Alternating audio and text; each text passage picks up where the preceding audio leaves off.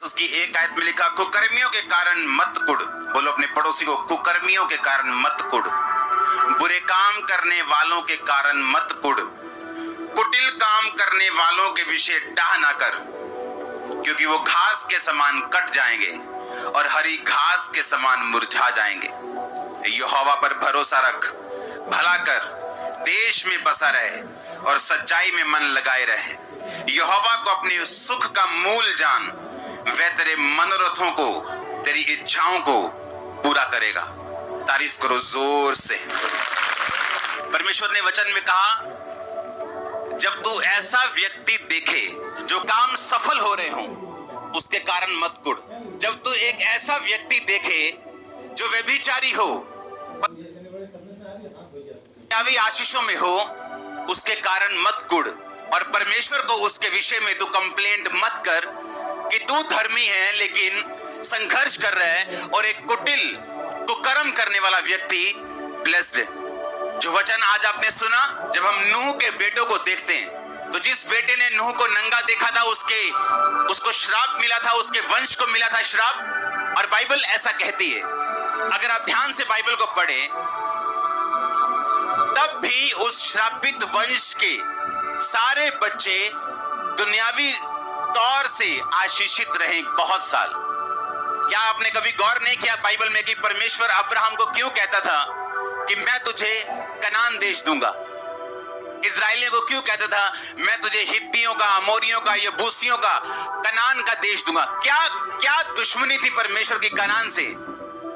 क्योंकि वो कनानी, वो हित्ती, वो सारे जितने आप वंश पढ़ते हैं जो परमेश्वर ने कहा था मैं तुमको दूंगा, वो सारे उसी बेटे के वंश हैं जिसने अपने बाप को नंगा देखा था।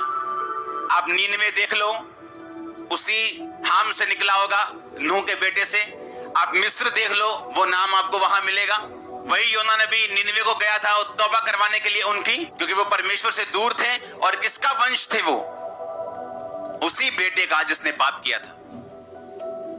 और अगर आप बाइबल की गहरी स्टडी करें, आपको मालूम होगा कि नीनवे जो शहर था, उसको बार बार लूटा जाता था, बार बार वो प्रॉब्लम में फंसता था, बार बार उस पे अटैक होते थे।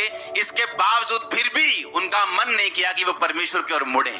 इसलिए मैंने कहा कितना फायदेमंद है धर्मी रहना, क्योंकि ये दूर रहते हैं। इसका मतलब ये है कि पवित्र आत्मा आप में बसता है। इसका मतलब ये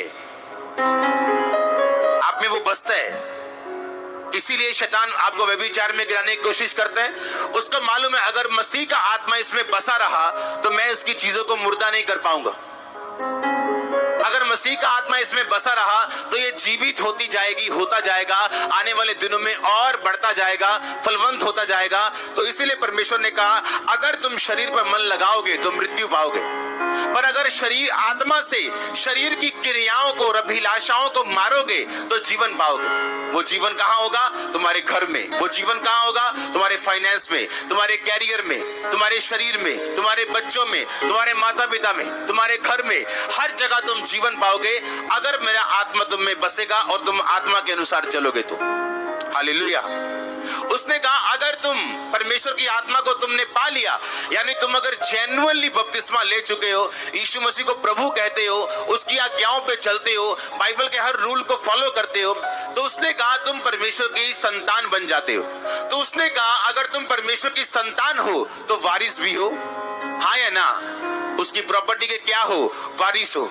यीशु मसीह की प्रॉपर्टी थी परसिक्यूशन, ये उसकी प्रॉपर्टी थी सताव।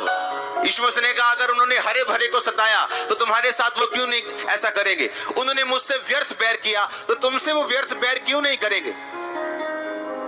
हालेलुया।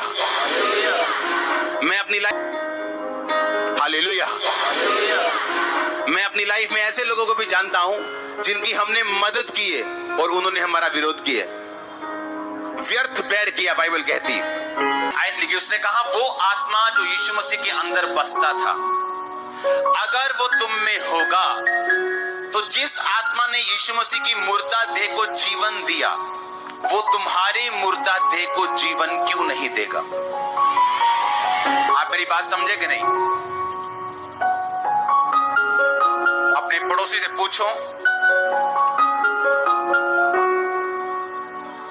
कि क्या तुम में आत्मा है। दूसरा कुरिन्थियों 3 उसकी 17 स्क्रीन पे पढ़ेंगे। लिखा, प्रभु तो आत्मा है, जहां कहीं प्रभु का आत्मा है वहां स्वतंत्रता है। मैं थर्सडे पहला पार्ट में मैंने समझाया कि पवित्र आत्मा क्यों जरूरी है। वो युक्ति का आत्मा है, वो आपको युक्ति देता है आपके बिजनेस के लिए, आपकी सेवा के लिए। शैतानी युक्ति नहीं जो लोग कॉपी मार मार के ले लेते, वो युक्ति नहीं। ओरिजिनल युक्ति परमेश्वर आपको देता है। वो आपको युक्ति का आत्मा है, वो पराक्रम का आत्मा है, वो दलेरी का आत्मा है, वो डर को भगाने वाला आत्मा है, वो सामर्थ का आत्मा है। अगर वो आपकी जिंदगी में हो तो बाइबल कहती है आपकी जिंदगी में फिर आजादी होगी। क्योंकि जहां कहीं प्रभु का आत्मा है, दूसरा कुरिन्थियों 3 उसकी 17 आयत पढ़ेंगे, वहां क्या है, वहां आजादी है। हालेलुया। जहां कहीं परमेश्वर का आत्मा है वहां क्या है, वहां आजादी है। इसका मतलब अगर परमेश्वर का आत्मा मेरे फाइनेंस में, बिजनेस में होगा, अगर परमेश्वर का आत्मा मेरी सेहत में होगा, अगर परमेश्वर का आत्मा मेरी जिंदगी में होगा, तो मुझे आजादी मिलेगी। आजादी कहां से मिलेगी, किससे मिलेगी? बीमारियों से मिलेगी, वो दुष्ट आत्माओं से मिलेगी, इमोशनल बंधनों से मिलेगी, वो इंसानी बंधनों से मिलेगी। बहुत से लोग हैं जो इंसानी बंधनों में फंसे हुए हैं। ऐसे बहुत से लोग हैं, मैं उन्हें जानता हूं, वो व्यभिचार को नहीं छोड़ पा रहे, अन्य जाति हैं लेकिन चर्च में नहीं आते। व्यभिचार नहीं छोड़ पा रहे, उन्हें लगता है कि अगर मैं ये छोड़ दूंगा मेरी जिंदगी में कोई मुसीबत आ जाएगी। उन्हें लगता है अगर मैं इस दिन को शराब नहीं पीऊंगा तो मेरी जिंदगी में कोई तूफान आ जाएगा। उन्हें लगता है अगर मैं इस टाइम को बलि नहीं दूंगा। ये इंसानों के बंधन है, ये शैतानों के बंधन है, ये बाबाओं ने डाले हुए बंधन है। और यीशु मसीह ने कहा अगर परमेश्वर का आत्मा जहां होगा वहां आजादी होगी।